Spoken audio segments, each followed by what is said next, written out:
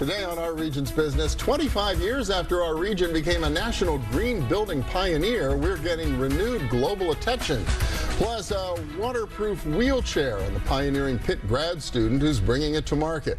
And newly minted graduates of the Advanced Leadership Initiative continue their climb to diversify C-suites across our region. But first, as we begin our next 75, Pittsburgh is to become the second United Nations Center of Excellence for High-Performing Building, connecting local experts into a global initiative promoting sustainable design. The centers combine the best practices in international design, training, construction, and policy. Jenna Cramer is Executive Director of the Green Building Alliance in Pittsburgh, and Scott Foster is Director of Sustainable Energy for the United Nations Economic Commission for Europe. And welcome. Good to have you both here. Thank you. Pleasure to be here. And welcome to Pittsburgh from Geneva, Switzerland. I got to work that in. You've come a long way to be part of this event this past week. I have been to Pittsburgh twice. It's been excellent both times. That's great. Well, good to have you here for this particular event and this designation. What exactly is this center all about? We have launched a high-performance buildings initiative at the United Nations to get out some guidelines that we've developed, framework guidelines for energy efficiency in buildings. This is all about doing buildings right.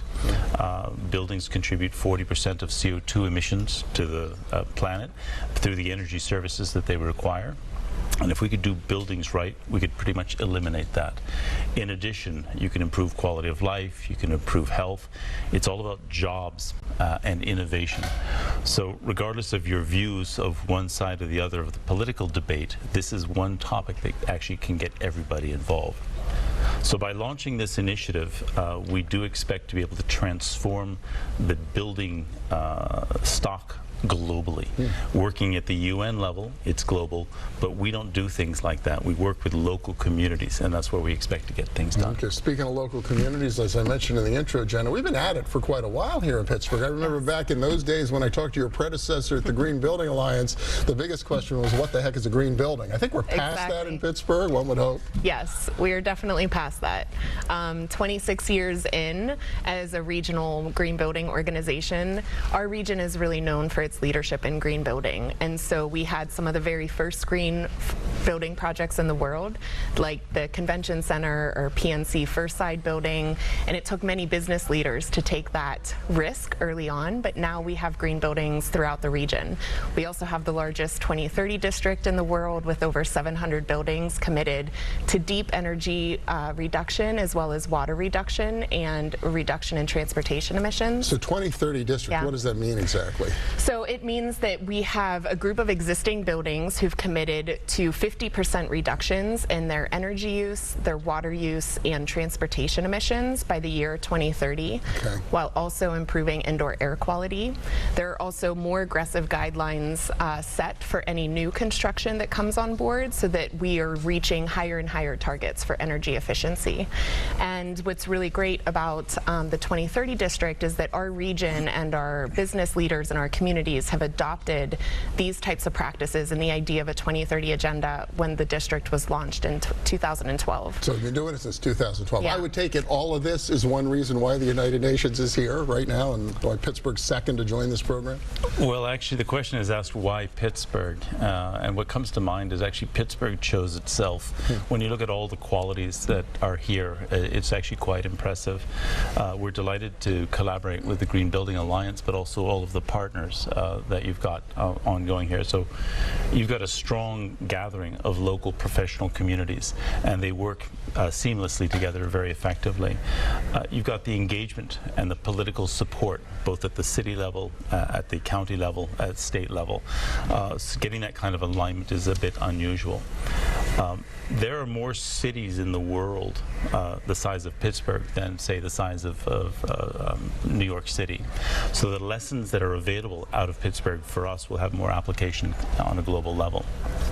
Finally, we often work at city-level organizations, and what you've got here is actually a regional footprint.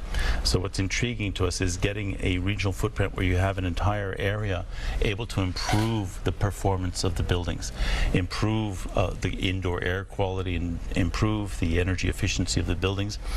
If we want to have the impacts we want to, we need something like Pittsburgh at a global level. Yeah, and I guess it's a two-way street, right? Pittsburgh has a lot to share with the world, but hopefully there are some tricks others are using around the world we can learn from here. Yes, definitely.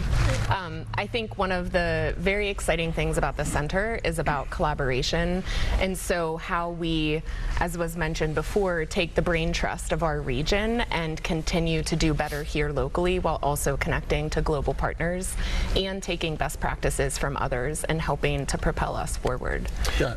If I can add on this, these centers are actually going to be teaching and training the electricians and the plumbers and the energy systems people how to do it right.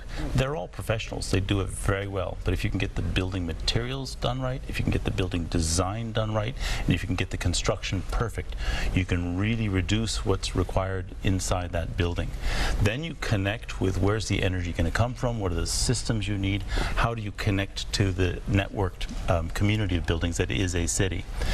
By doing the training and the education and the outreach to the policymakers, these centers are going to have a huge impact simply beyond teaching a carpenter how to do his or her job. Well, really exciting stuff to pull all the pieces together. The other piece is being able to pay for it. And it sounds like in Allegheny County made a big step forward as well last week with the adoption of what it's called this new CPACE program. Yes, they adopted CPACE, which is the Commercial Property Assessment for Clean Energy, and it is a financial incentive to help a lot of the building owners actually implement energy efficiency projects. And so we know that finances will play a big part in a lot of this work, and with over 700 buildings already committed to deep energy reductions, we're trying to bring the solutions to the table. We also know that this work is great for the community and individual well-being, so these decisions that we make by making our buildings more efficient and healthier, they're good for people, they're great for our regional vitality, and they're great for our economics. Well, it's great to see it happen here in our region. Even better having the United Nations here to sort of bless what we're doing and partner with us. Scott Foster from the UN, Jenna Cramer from the Green Building Alliance. Congratulations. Thank you. Thanks so much. Very much appreciate the warm welcome. Absolutely. Thank you. Yeah.